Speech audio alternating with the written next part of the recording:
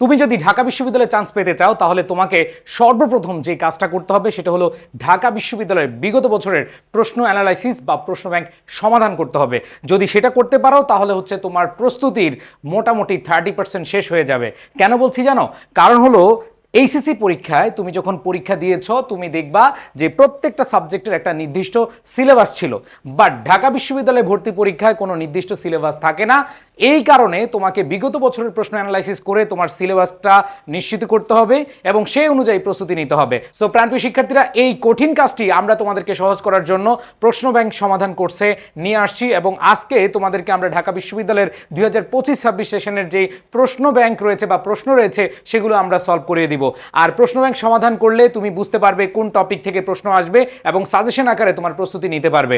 So এই জন্য সবাই প্রশ্ন ব্যাংক সমাধান করবা, মাস্ট মাস্ট মাস্ট, তাহলেই দেখবা তোমার প্রস্তুতির মোটামুটি 30% শেষ হয়ে যাবে। সো প্রাণপ্রিয় শিক্ষার্থীরা, কথা না বাড়িয়ে চলে যাচ্ছি আমাদের মূল আলোচনায়। শুরুতেই আমি তোমাদেরকে ইংরেজি যে এমসিকিউ অংশ সেটা দেখাবো। দেখো, আমরা যদি প্রথম কোশ্চেনটা দেখি কি বলা আছে, if the migrants had taken more precautions, they dash survived.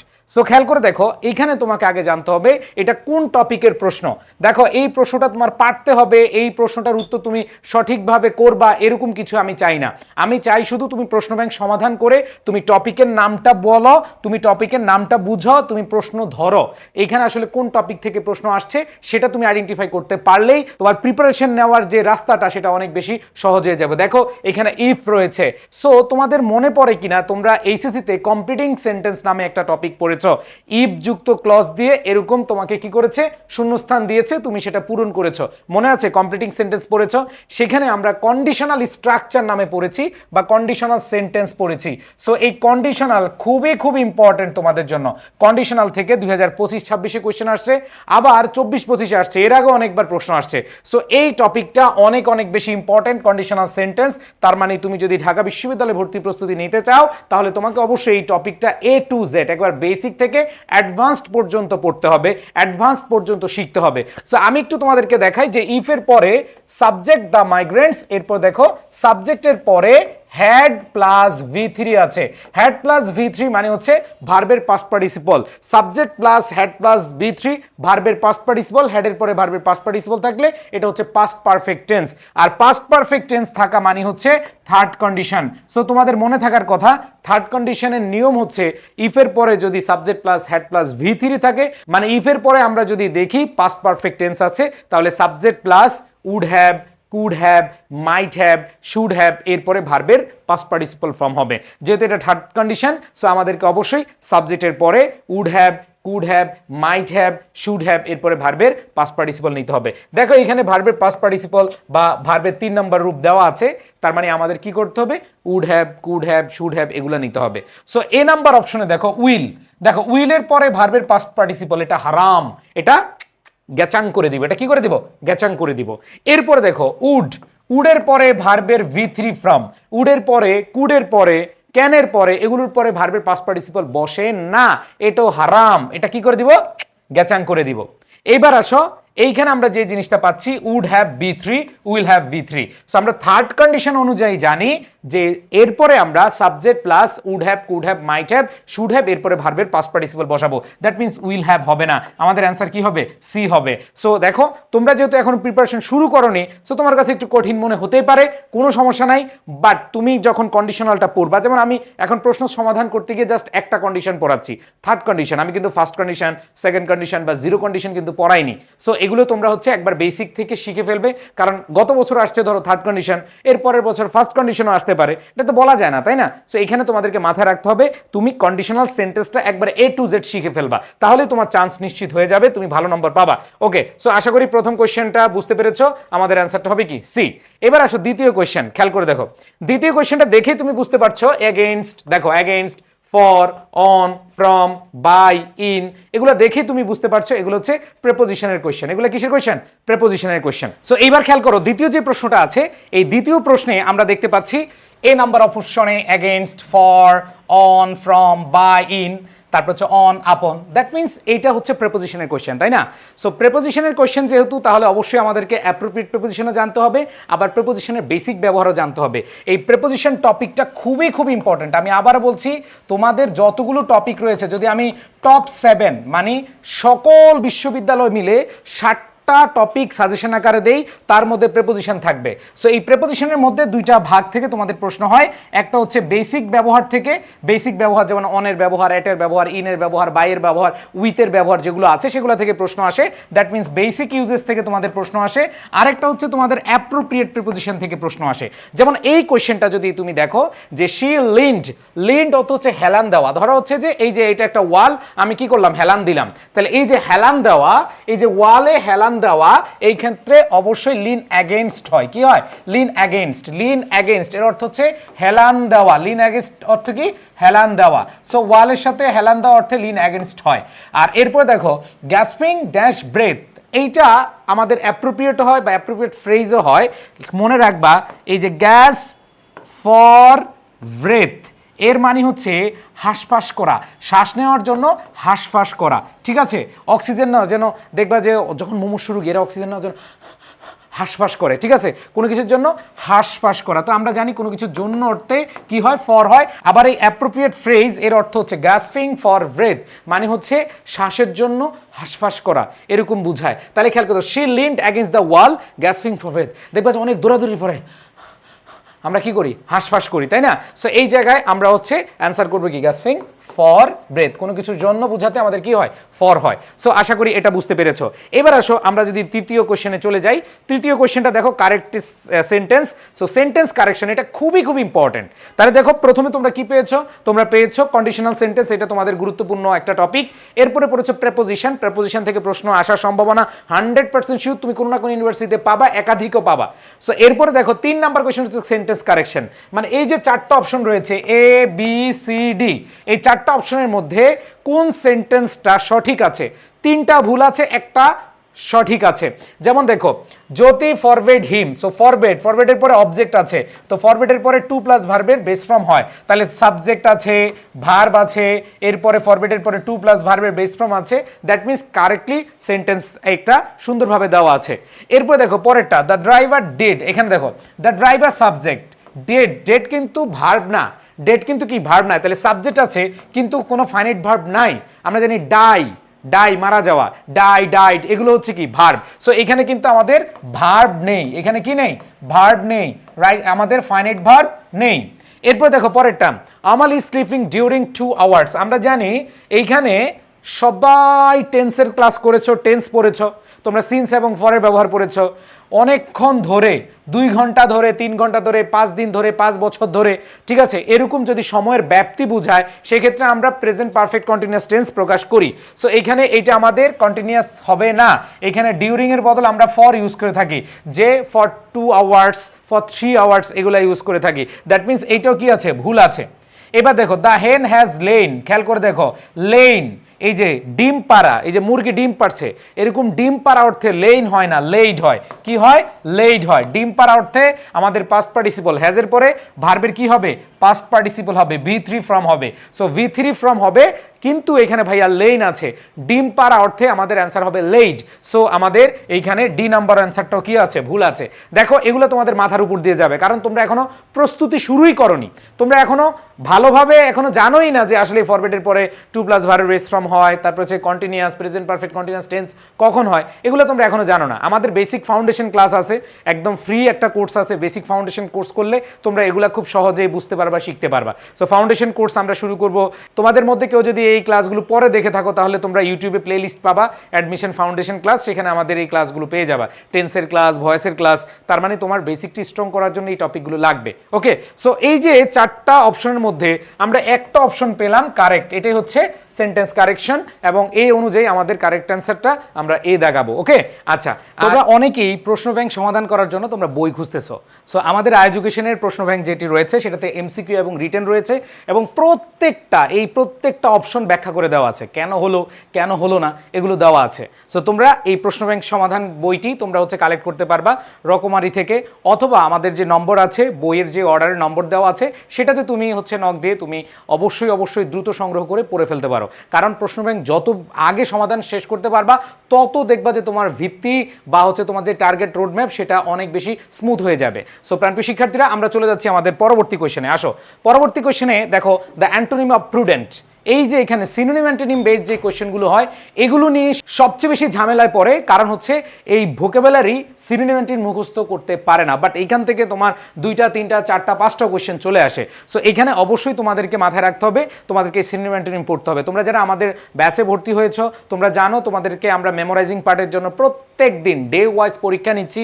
তোমাদেরকে একবার সহজভাবে নেমনিক মানে হচ্ছে গল্প আকারে টেকনিক দিয়ে আমাদের যে 40 ডেজ ভোকাবুলারি চ্যালেঞ্জ ওই বই থেকে আমরা হচ্ছে গল্প আকারে তোমাদেরকে পড়িয়ে দিচ্ছি, এবং এইটা একবার হুবহু কমন পড়েছে আমাদের শীট থেকে, একবার হুবহু।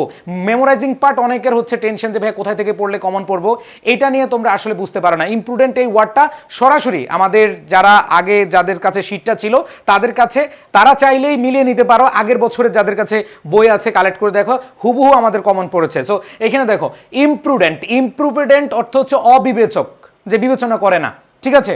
সো অবিবেচক এটার অ্যান্টোনিম চেয়েছে, তার মানে অবিবেচক কি একটা নেগেটিভ ওয়ার্ড, তোমাদেরকে টেকনিক বলে দিচ্ছি, এটা হচ্ছে কি নেগেটিভ ওয়ার্ড। দ্যাট মিনস তোমার এখানে অবশ্যই পজিটিভ একটা ওয়ার্ডের আমাদের আনসার নিতে হবে। দেখো ইনজুডিশিয়াস, তারপরে হেজিটেন্ট, তারপর হচ্ছে রেকলেস, ওয়াইজ। সো দেখো অবিবেচক এর যদি আমরা অ্যান্টোনিম বা বিপরীত ধরি তাহলে কি হয়, এখানে ওয়াইজ বিবেচক, সুবিবেচক, তার মানে বুদ্ধিমান। সো এখানে অ্যান্টোনিম হবে কি ভাইয়া, ইমপ্রুডেন্টের অ্যান্টোনিম হচ্ছে ওয়াইজ। সো আশা করি এটা তোমরা বুঝতে পেরেছো। এইবার আসো আমরা পরবর্তী কোয়েশ্চেনে চলে যাই। এবার দেখো to jump on the band wagon, এটা হচ্ছে ফ্রেজ এন্ড ইডিয়মস, এটা মুখস্থ টপিক। দেখো তোমাদের ভর্তি পরীক্ষায় 2টা টাইপ খুব ভালোভাবে পড়তে হবে, সেটা হলো একটা হচ্ছে তোমাদের মেমোরাইজিং পার্ট মানে synonym antonym preposition group verb phrase and idioms correct spelling এগুলো পড়তে হবে, সাথে হচ্ছে গ্রামারও পড়তে হবে। সো এখানে দেখো এটা কিন্তু এসেছে তোমাদের এই যে ফ্রেজ এন্ড ইডিয়মস থেকে। এই ফ্রেজ এন্ড ইডিয়মসটার অর্থটা কি জানো, এটা হচ্ছে ট্রেন্ড ফলো করে পপুলার, জনপ্রিয় হওয়া। আমরা অনেকে দিনে ট্রেন্ড ফলো করে পপুলার হয়ে যায়, বিশ্বকাপ আসলেই দেখবে যে কত মানুষ নতুন আবির্ভাব হয়, এখানে তারা হচ্ছে ট্রেন্ড ফলো করে একবার ট্রেন্ডি হয়ে পপুলারিটি পেয়ে যায়, তাই না।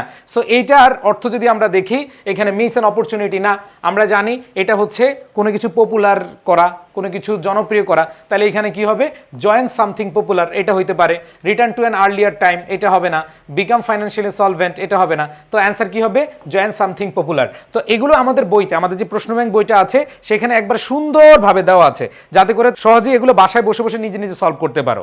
তো এবার আসো পরবর্তীতে যদি আমরা দেখি, পরবর্তী কোয়েশ্চেনটা দেখো কি বলেছে, কারেক্ট স্পেলিং। এইখানে আমরা জানি আমাদের কোয়েশ্চেন দুইভাবে হইতে পারে, স্পেলিং এর দুইভাবে হইতে পারে, একটা হচ্ছে কারেক্ট স্পেলিং খুঁজতে বলতে পারে, আবার হচ্ছে কি ইনকারেক্ট স্পেলিং খুঁজতে বলতে পারে। তো এখানে এই 4টা অপশনের মধ্যে কোনটা ইনকারেক্ট সেটা খুঁজতে বলেছে। দেখো অনেকে তাড়াহুড়া করে অ্যান্সার করে ফেলো কোনটা কারেক্ট স্পেলিং, অনেকে মনে হয় প্রথমটা কারেক্ট দিয়ে দিলাম, কিন্তু এখানে তোমাকে খুঁজতে বলেছে ইনকারেক্ট। তো স্পেলিং গত কয়েক বছর ধরে এত বেশি আসতেছে, তোমাকে অবশ্যই ভালোভাবে পড়তে হবে। আর এই স্পেলিং পড়ার জন্য কোথায় থেকে পড়বা এটা নিয়ে অনেক মানে টেনশনে থাকো। এই যে ওয়ার্ডগুলো এগুলো আমাদের যে বই, আমাদের যে 30 ডেজ ছিল আগে, এখন 40 ডেজ ভোকাবুলারি চ্যালেঞ্জ, ওই মেমোরাইজিং পার্ট থেকে হুবহু কোয়েশ্চেন কমন পড়েছে।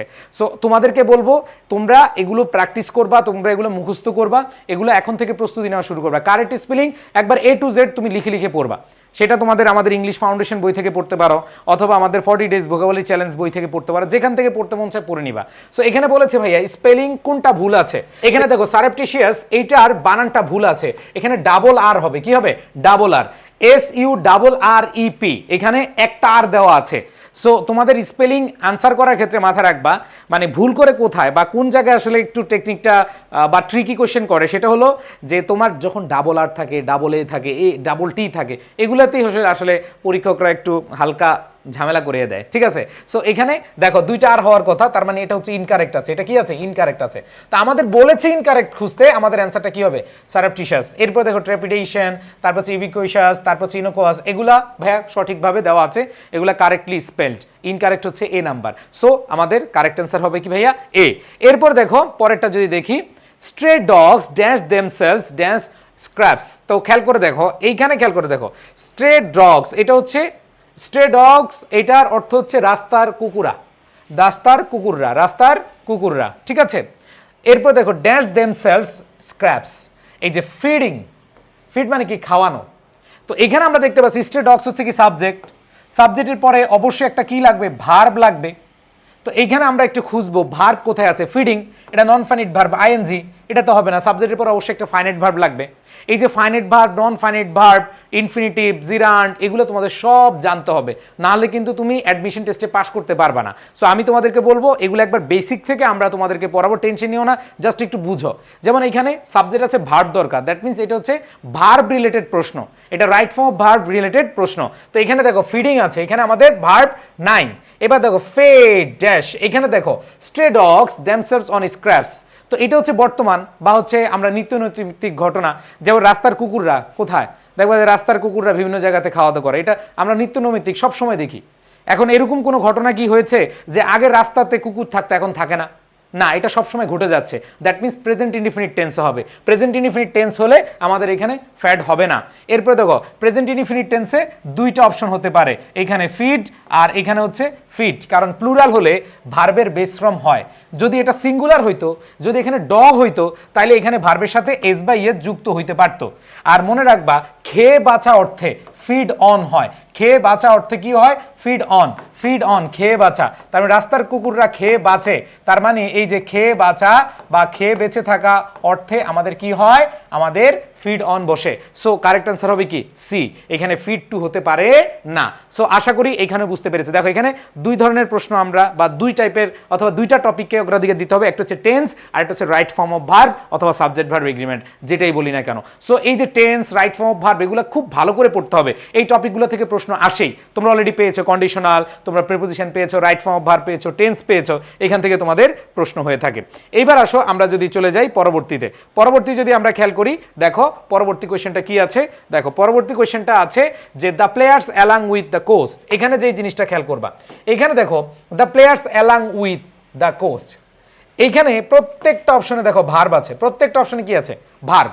তার মানে এটা সাবজেক্ট ভার্ব এগ্রিমেন্টের টপিক অথবা রাইট ফর্ম অফ ভার্বের টপিক।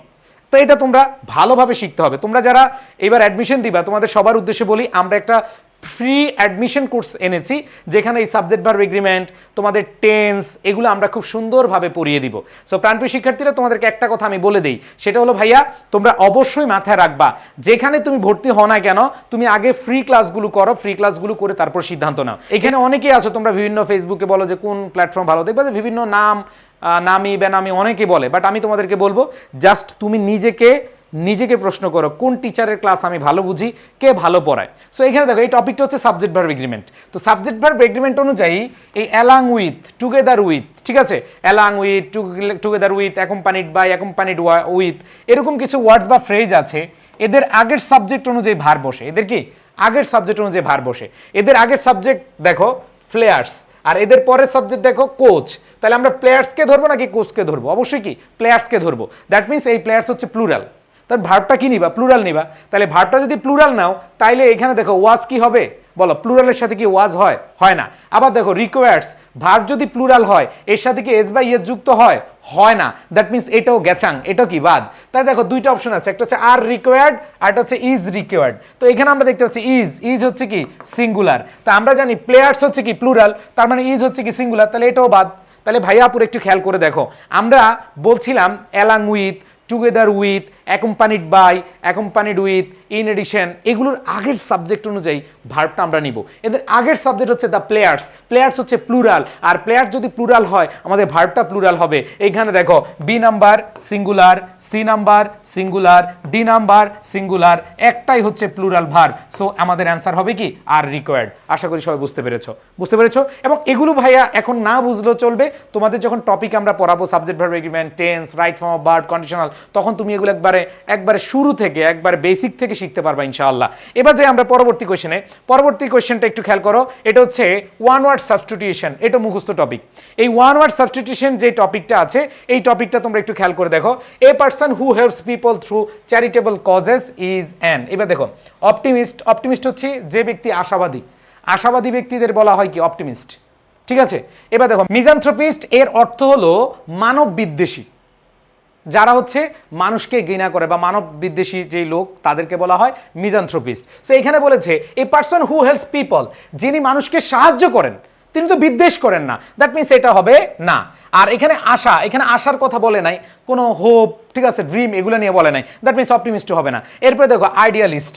সো আইডিয়ালিস্ট এখানে আদর্শবাদ তো কিছু বোঝা নাই, বলছে a person who helps people through charitable causes, তার মানে হচ্ছে যিনি মানুষের সেবা করেন তাকে বলা হয় ফিলান্থ্রপিস্ট, ঠিক আছে, হ্যাঁ, উদার ব্যক্তি, ফিলান্থ্রপিস্ট। সো আমাদের অ্যান্সার হবে কি ফিলান্থ্রপিস্ট। সো কারেক্ট অ্যান্সার কি ডি, এটা হচ্ছে ওয়ান ওয়ার্ড সাবস্টিটিউশন। এটাও আমাদের একবার হুবহু আমাদের যে ভোকাবুলারির বইটা আছে সেটা থেকে কমন পড়েছে। সো আমি তোমাদেরকে ভোকাবুলারির আগের যে এডিশনটা, আমাদের এই বছরের নতুন বই আসছে, বাট আগের বছরের বই থেকে তোমাকে প্রমাণ দেখাচ্ছি। সো এই যে 30 ডেজ ভোকাবুলারি চ্যালেঞ্জ বইটা দেখছো, এটা কিন্তু আগের বছরের। এইখানে তুমি এই যে আমাদের কারেক্ট স্পেলিং বলো, আমাদের যে এই যে এখানে ওয়ান ওয়ার্ড সাবস্টিটিউশন বলো, তুমি ওয়ান ওয়ার্ড সাবস্টিটিউশন যাও, এইখানে এই প্রত্যেকটা ওয়ার্ড কিন্তু দেওয়া আছে, প্রত্যেকটা, এবং ফিলান্থ্রপিস্ট ওয়ার্ডটাও দেওয়া আছে। সো আমি তোমাদেরকে বলবো যারা এই বছর আমাদের সাথে ক্লাস করবা, তোমাদেরকে বলবো আমাদের যে 40 ডেজ ভোকাবুলারি চ্যালেঞ্জটা, এটা 30 ডেজ আছে, আমরা এবার 40 ভাগে ভাগ করছি। সো এই 40 ডেজ ভোকাবুলারি চ্যালেঞ্জ পড়লে এনাফ ইনশাল্লাহ, এখান থেকে কমন পড়ে যাবে। সো আশা করি তোমরা এই প্রশ্নের উত্তর বা এই যে মেমোরাইজিং পার্টের যে ওয়ান ওয়ার্ড সাবস্টিটিউশন খুব ভালোভাবে পড়বা এবং ভালোভাবে অ্যান্সার করতে পারবা। এবার আসো আমরা চলে যাই পরবর্তী কোয়েশ্চেনে। আমরা যদি পরবর্তী কোয়েশ্চেনে যাই তাহলে দেখো কি আছে এইখানে, আমরা দেখি পরবর্তী কোয়েশ্চেনে আমরা একটু খেয়াল করব যে dash the water was salty I could not drink it. তো তোমরা এখানে দেখতে পাচ্ছ এখানে আমাদের যে অপশনগুলো আছে হেন্স, সিন্স, তারপর হচ্ছে as a consequence, although. So এটা কানেক্টর বলতে পারো বা কনজাংশন, তোমরা জানো কনজাংশন কানেক্টার্স তোমাদের এসিসিতে ছিল, তো ওইটা অনুযায়ী তোমরা অ্যান্সার করবা, ঠিক আছে। তো এখন খেয়াল করে দেখো হেন্স, এটা আমরা অর্থ জানি সুতরাং বা ফলাফল বোঝায়, সুতরাং বা হচ্ছে ফলাফল বোঝায়, কনসিকুয়েন্স হচ্ছে কি সুতরাং বা ফলাফল বোঝায়, আর এখানে দেখো সিন্স হচ্ছে কারণ বুঝায়, সিন্স হচ্ছে কি কারণ বুঝায়, অলদো হচ্ছে কি যদিও, এটা দুইটা বিপরীতমুখী ঘটনা প্রকাশ করে। সো খেয়াল করে দেখো এই কানেক্টার্সগুলো কিন্তু তোমরা সবাই পড়ে আসছো, তাই না? এই কানেক্টার্সের যদি আমরা অর্থ বসাই বা আমরা যদি এই কানেক্টার্সগুলো বসাই, দেখো দেখো কি বলা আছে, দ্য ওয়াটার ওয়াজ সল্টি, যেহেতু পানি ছিল কি লবণাক্ত, I could not drink it, তার মানে হচ্ছে কি হেন্স, সুতরাং তো হবে না, ফলাফল তো বুঝায় নাই। এখানে বলছে কারণ, দ্য ওয়াটার ওয়াজ সল্টি, এইখানে আমরা দেখতে পাচ্ছি সিন্স, এখানে অ্যাজ এ কনসিকুয়েন্স হবে না, হেন্স হবে না, অলদো হবে না, তো আমাদের কি হবে সিন্স, যেহেতু, দেখো যেহেতু বা কারণ, দ্য ওয়াটার ওয়াজ সল্টি, যে পানি যেহেতু লবণাক্ত, যা পানি লবণাক্ত হওয়ার কারণে I could not drink it, তো আমাদের অ্যান্সারটা কি হবে সিন্স। এটা হচ্ছে তোমাদের কানেক্টেড থেকে প্রশ্ন আসে বা কনজাংশন বা লিঙ্কার এই টপিক থেকে তোমাদের প্রশ্ন আসে। এবার আসো পরবর্তীতে আমরা যদি যাই, কি বলা আছে, হ্যাড আই বিন হিয়ার। দেখো প্রথম কোয়েশ্চেনটা আমরা সলভ করছি কি ভাইয়া, প্রথম কোয়েশ্চেনটা আমরা সলভ করছি কন্ডিশনাল। 11 নাম্বার কোয়েশ্চেনে এসে আমরা দেখি যে আবার কন্ডিশনাল থেকে প্রশ্ন আসছে, তার মানে কন্ডিশনাল এটা খুবই খুবই ইম্পর্টেন্ট একটা টপিক, এক বছরে 2টা প্রশ্ন আসছে। এই যে হ্যাড আই বিন, এখন অনেক বল ভাই এখানে তো ইফ নাই, তোমরা যারা এসএসসিতে পড়েছো ভালোভাবে তাদের মনে থাকার কথা যে ইফ না থাকলেও কন্ডিশনাল হতে পারে। আমি তোমাদেরকে পড়িয়েছিলাম, যারা আমার ক্লাস করেছো তারা হয়তো মনে করতে পারবা যে বাক্যের শুরুতে যদি হ্যাড চলে আসে, বাক্যের শুরুতে যদি ওয়ার চলে আসে, তখন এই ইফটা উজ্জ হয়ে যায়, ইফটা বাদ হয়ে যায়। দেখো had I been here, had I been here যেই কথা, if I had been here একই কথা, if I had been here একই কথা, সেম কথা। দেখো হ্যাড আই বিন হেয়ার যেই কথা, if I had been here একই কথা, তার মানে ইফের পরে কি আছে, পাস্ট পারফেক্ট টেন্স আছে, ইফের পরে পাস্ট পারফেক্ট টেন্স মানে থার্ড কন্ডিশন। আর থার্ড কন্ডিশনের নিয়ম অনুযায়ী আমরা জানি সাবজেক্টের পরে উড, কুড, শুড, এরপরে হ্যাভ মানে would have, could have, should have, এরপরে V3 ফ্রম হয়। এখানে দেখো শুডের পরে হ্যাভ নাই, বাদ, মাস্টের পরে হ্যাভ নাই, ক্যানের পরে হ্যাভ নাই, এখানে একটা অপশনই আছে কুড হ্যাভ হেল্পড, তার মানে থার্ড কন্ডিশনের নিয়ম অনুযায়ী আমাদের অ্যান্সার হবে কি ডি। একই বছরে মানে গত বছরে দেখো এত সহজ প্রশ্ন, মানে তুমি দেখলেই পারবা ইনশাআল্লাহ। সো এখন অনেক বলে ভাই এই বছর কি কঠিন হবে, না, আসলে প্রশ্ন যখন তুমি পারবা, যখন তুমি টপিক বুঝবা, বেসিক থেকে বুঝবা, তখন তোমার জন্য সবই সহজ। আর যদি বেসিক না বুঝো সবগুলো হচ্ছে কঠিন। আশা করি বুঝতে পেরেছো। এবার আসো আমরা পরবর্তীতে চলে যাই। দেখো কি বলেছে, the lack of rain this year may dash totally ability. এখানে মে আছে, কি আছে মে। তো মে ওয়ার্ডটা আমরা সবাই জানি এটা হচ্ছে মডাল অক্সিলারি, মডাল ভার্ব। মনে রাখবা আমরা পড়ছি মডাল ভার্বের পরে অবশ্যই একটা ভার্বের বেস ফর্ম নিতে হয়। মডালের পরে অবশ্যই ভার্বের কি নিতে হয়, বেস ফর্ম নিতে হয়। অথবা যদি প্যাসিভ ভয়েস করো তাহলে কি হয়, মডাল প্লাস বি প্লাস ভার্বের পাস্ট পার্টিসিপল। তো বিটাও কিন্তু ভার্বের বেস ফর্ম। তার মানে হচ্ছে এক কথায় মডালের পরে ভার্বের বেস ফর্ম নিতে হবে। তাহলে দেখো মে আছে, মের পরে আমাদের ভার্বের বেস ফর্ম নিতে হবে। তাহলে এখানে খেয়াল করে দেখো, মে হ্যাভ, আমরা সবাই জানি হ্যাভ, হ্যাভ, হ্যাজ, হ্যাড, এদের পরে ভার্বের পাস্ট পার্টিসিপল হওয়ার কথা, এখানে V3 হওয়ার কথা। দ্যাট মিনস এটা হবেই না, কারণ হ্যাবের পরে কখনো ভার্বের বেস ফর্ম হয় না, হ্যাবের পরে ভার্বের পাস্ট পার্টিসিপল ফর্ম হয়। সো আমাদের কারেক্ট অ্যান্সার এ নাম্বার হচ্ছে না, এটা হারাম, এটা গ্যাচাং করে দিলাম। এবার দেখো পরেরটা, ইফেক্ট। মনে রাখবা ইফেক্ট হচ্ছে নাউন, আর এফেক্ট এটা হচ্ছে ভার্ব। এটা হচ্ছে কি, এফেক্ট আর ইফেক্টের মধ্যে পার্থক্য হচ্ছে ইফেক্ট হচ্ছে নাউন আর এফেক্ট হচ্ছে ভার্ব।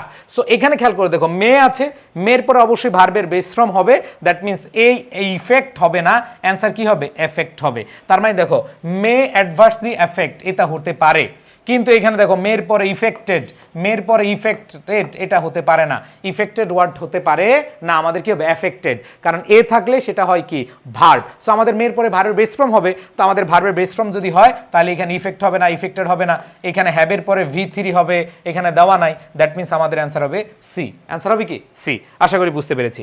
এবার আসো পরবর্তী কোয়েশ্চেনটা আমরা যদি দেখি কি বলা আছে। পরবর্তী কোয়েশ্চেনটা খুবই ইজি, জাস্ট একটু মনোযোগ দিলে তুমি পারবা। খেয়াল করে দেখো কি বলেছে, ডিড ইউ প্র্যাকটিস। এখানে দেখো আমাদের প্রশ্নবোধক চিহ্ন কি আছে, প্রশ্নবোধক চিহ্ন আছে এবং ইয়েস্টারডে আছে। তোমরা দেখো টেন্স, টেন্স এই টপিকটা দেখো কি পরিমাণ ইম্পর্টেন্ট। তোমাদেরকে আমি বলবো ভাইয়া, এই যে টেন্স, এই যে টপিকটা, এটা খুবই ইম্পর্টেন্ট। এই টেন্স টপিকটা তোমাকে ভালোভাবে পড়তে হবে, ভালোভাবে শিখতে হবে। এটা না শিখলে তোমার কিছুই হবে না, তোমার ফাউন্ডেশন মজবুত হবে না। কাদের কাদের ইংরেজিতে বেসিক দুর্বল আছে বলো, অনেকের আছো। আমাদের ফাউন্ডেশন ফ্রি কোর্সটা করো, যারা আমাদের আইসিউএসে ভর্তি হয়েছ, যারা হও নাই, সবাই এই ক্লাসগুলো করো, তোমাদের ফাউন্ডেশনটা স্ট্রং করো। তো এখানে দেখো কি বলা আছে, ইয়েস্টারডে আছে, তার মানে অবশ্যই পাস্ট টেন্সে হবে, ক্যান হবে না, হ্যাভ হবে না, আর হবে না, অবশ্যই কি হবে, পাস্ট টেন্স হবে। পাস্ট এক টেন্স একটা অপশন আছে, সেটা হচ্ছে ডিড ইউ প্র্যাকটিস। খুবই ইজি কোয়েশ্চেন, কোয়েশ্চেন ধরতে পারলে একবার পানি ভাত। এরপর আসো নেক্সট কোয়েশ্চেনে যদি আমরা যাই, কি বলা আছে, হুইচ ফিগার অফ স্পিচ। ভাই এই টপিকটা তোমাদের টেক্সট বুক রিলেটেড অথবা English first paper related, literature related. Figure of speech আমরা তোমাদেরকে এমনভাবে পড়াবো, ফিগার অফ স্পিচ থেকে যেভাবে প্রশ্ন আসুক তুমি পারবা ইনশাল্লাহ। সো ফিগার অফ স্পিচ যদি আসে কোপায়া নাম্বার তুলতে পারবে ইনশাল্লাহ। এই টপিকটা তোমাদের সবার কাছে অপরিচিত হইতে পারে, কারণ এটা তোমাদের এইচএসসিতে কোথাও ছিল না, বাট অ্যাডমিশন টেস্টে আছে। আমি বারবার একটা কথা বলি যে এইচএসসি এবং অ্যাডমিশন এক কথা না। এইচএসসির প্রিপারেশন যা নিয়েছো, অ্যাডমিশনের প্রস্তুতি সেটা দিয়ে হবে না। তোমাকে অবশ্যই অ্যাডমিশন প্রস্তুতি একবারে জিরো থেকে, বেসিক থেকে বিভিন্ন নতুন টপিক পড়ে তারপরে পরীক্ষার হলে যেতে হবে। সো খেয়াল করে দেখে, এই যে সিমিলি, পার্সনিফিকেশন, মেটাফোর, অক্সিমরন, এই যে এগুলো তোমাদেরকে একবার সুন্দরভাবে এমনভাবে পড়াবো তুমি মানে অবাক হয়ে যাবা যে আল্লাহ এত সুন্দর করে পড়ানো যায় এগুলো। সিমিলি, পার্সনিফিকেশন, মেটাফোর, অক্সিমরন, এগুলোর ক্ষেত্রে আমি যদি বিস্তারিত পড়াতে যাই অনেক বড় একটা ক্লাস নিতে হবে। বাট আমি জাস্ট একটু হিন্টস দিয়ে দিই। দেখো এখানে কোন ফিগার অফ স্পিচ হয়েছে, দেখো লাইফ ইজ এ পাজল। এখানে দেখো লাইফ ইজ এ পাজল, তো লাইফের সাথে ধাঁধার তুলনা করেছে। লাইফ জীবন আর পাজল এই দুইটা কি এক জিনিস বলো? বলো তোমরা নিজেরাই বলো। বলে আমার জীবনটা বাস স্ট্যান্ড হয়ে গেছে, আমার জীবনটা কি বাস স্ট্যান্ড হয়ে গেছে। তাহলে আমার জীবন আর বাস স্ট্যান্ডের কি একরকম না? মনে রাখবে এরকম দুইটা বিপরীতমুখী জিনিস, দেখো এই যে দুইটা ভিন্ন জিনিস যখন একটা সেন্টেন্সে তুলনা করবে একটা আরেকটার সাথে, যে জীবনের সাথে ধাঁধার তুলনা, তো জীবন এবং ধাঁধা দুইটা তো ভিন্ন জিনিস। তো এরকম যদি এরকম তুলনা বুঝায় কিন্তু সেখানে লাইক, অ্যাজ এগুলো না থাকে, তখন এটাকে আমরা বলবো মেটাফোর। যদি এখানে বলতো life is like a puzzle, যদি এখানে কোয়েশ্চেনটা এরকম আসতো লাইফ ইজ লাইক অথবা অ্যাজ, তখন এটা সিমিলি হইতো। তো এগুলো বিস্তারিত পড়াবো আমরা, কোনো সমস্যা নাই। যদি এখানে বলতো life is as like a puzzle অথবা অথবা লাইক এ অ্যাজ থাকুক আর লাইক থাকুক যেটাই থাকুক, তখন তুমি সিমিলি দিতা। আর এখানে দেখো মেটাফোর, মেটাফোর কখন হবে? মেটাফোর হবে যখন এই লাইক অ্যাজ থাকে না। যেমন লাইফ ইজ এ পাজল, ঠিক আছে, Shakib Al Hasan is a tiger, Mashrafe is a tiger, Mushfiqur Rahim is a tiger. তাহলে এই যে খেয়াল করে দেখো তুমি কি করতেছো, এই যে মুশফিকুর রহিম এবং টাইগার এই দুইটা ভিন্ন জিনিসকে তুমি তুলনা করতেছো, তো এটাকে বলা হয় মেটাফোর, যেটাকে আমরা রূপক অর্থে ব্যবহার করি বলি, তাই না? সো এগুলো আমরা একবার বিস্তারিত তোমাদেরকে একবার জিরো থেকে সুন্দরভাবে পড়িয়ে তোমাদেরকে পরীক্ষার হলে পাঠাবো ইনশাআল্লাহ। এবার আসো আমরা চলে যাই পরবর্তীতে, লাস্ট এক্সস্টেড। এক্সস্টেড, এক্সস্টেড খেয়াল করে দেখো একবার ক্লান্তিকর, আর পারছি না, শেষ, খুবই ক্লান্তিকর, ঠিক আছে, আর পারছি না। সো এইটার কি চেয়েছে, এটা সিনোনিম চেয়েছে। দেখো সিনোনিম অ্যান্টোনিম তোমার আসবেই, তুমি যেই টাইপের পড়াশোনা করেছো, তোমাকে এইচএসসিতে দেখো তোমাদের 5 মার্ক ছিল, সিনোনিম অ্যান্টোনিম পড়ো নাই, কিন্তু এই সিনোনিম অ্যান্টোনিম তোমাকে ছাড়বে না। এটাকে ভোকাবুলারি বলা হয়, শব্দ ভাণ্ডার। তা আমি সবসময় একটা কথা বলি যে ভোকাবুলারি তুমি পড়বা, ভুলবা, চান্স পাবা। ভোকাবুলারি পড়বা, ভুলবা, চান্স পাবা, পড়বা না, ভুলবা না, চান্স পাবা না, ঠিক আছে। সো প্রচুর পরিমাণে তোমার কি করতে হবে, পড়তে হবে। সো এখানে এটার সিনোনিম হচ্ছে ডেপ্লেটেড, এটা সিনোনিম চেয়েছে। সো এখানে হচ্ছে ক্লান্তিকর অবস্থা, একবার শেষ শেষ শেষ যায় যে অবস্থা। সো এরকম এক্সস্টেড হবে কি, ডিপ্লেটেড। এটার অর্থটা হবে এই যে সিনোনিম হবে ডিপ্লেটেড। তো এগুলো হচ্ছে মুখস্থ নির্ভর, এবং মুখস্থ নির্ভর ভাই আমাদের যে 40 ডে চ্যালেঞ্জ আছে সেটা পড়লে এনাফ, এর বাইরে পড়ার দরকার নাই। আশা করি তোমরা বুঝতে পেরেছো। এবার আসো আমি তোমাদেরকে নেক্সট নিয়ে যাব আমাদের আইসিইউ বেস সম্পর্কে। তোমরা জানো যে আমরা একবার বেসিক থেকে এই যে যা বললাম, ইংরেজিতে তোমাদের ক্লাস হবে, খেয়াল করে দেখো, ইংরেজিতে ক্লাস হবে প্রায় 50টার উপরে। এরপরে টেক্সট বুক আছে, রিটেন আছে, একবারে বেসিক থেকে প্রত্যেকটা টপিক। আচ্ছা তোমরা যদি বিশ্বাস না করো আমাদেরকে, তোমরা আমাদের কিছু ফ্রি ক্লাস আছে সেগুলো করো। বাংলাদেশে অনেক প্ল্যাটফর্ম আছে, কিন্তু অনেক প্ল্যাটফর্মে, সব প্ল্যাটফর্মে ভালো টিচার নাই। আমি আবার বলতেছি, বাংলাদেশে যত বেশি প্ল্যাটফর্ম আছে, আমি বলি যে বাংলাদেশে যদি তুমি প্ল্যাটফর্ম দেখো, তুমি প্রায় 30-40টা প্ল্যাটফর্ম পাবা, কিন্তু এই 30-40টায় তুমি 30 জন ভালো শিক্ষক পাবা না। আমি আবার বলতেছি যে 30টা প্ল্যাটফর্ম যদি দেখো, 30টা প্ল্যাটফর্মে তুমি 30 জন ভালো টিচার দেখবা না। এই জন্য তোমাকে যাচাই বাছাই করতে হবে। আমরা ভালো আমি বলছি না, আল্লাহ রাব্বুল আলামিন যতটুকু নলেজ দিয়েছে হয়তো তোমাদেরকে একটু পড়ানোর চেষ্টা করছি, এতটুকুই, এর বাইরে আর কিছু না। সো আমি তোমাদেরকে বলবো ভাইয়া যে তোমরা যাচাই বাছাই করে তারপরে ভর্তি হও। সো তোমাদের জন্য আমাদের আইসিইউ বেস রয়েছে। আমরা নতুন কোনো প্ল্যাটফর্ম না, আমরা বিগত সেই করোনাকালীন সময় থেকে স্টুডেন্টদেরকে পড়িয়ে আসছি এবং আমরা সাস্টেইন করে আসছি। আমরা বাংলাদেশের প্রত্যেকটা স্টুডেন্টের ঘরে ঘরে আমরা আমাদের পড়াশোনাটা পৌঁছে দিতে চাই।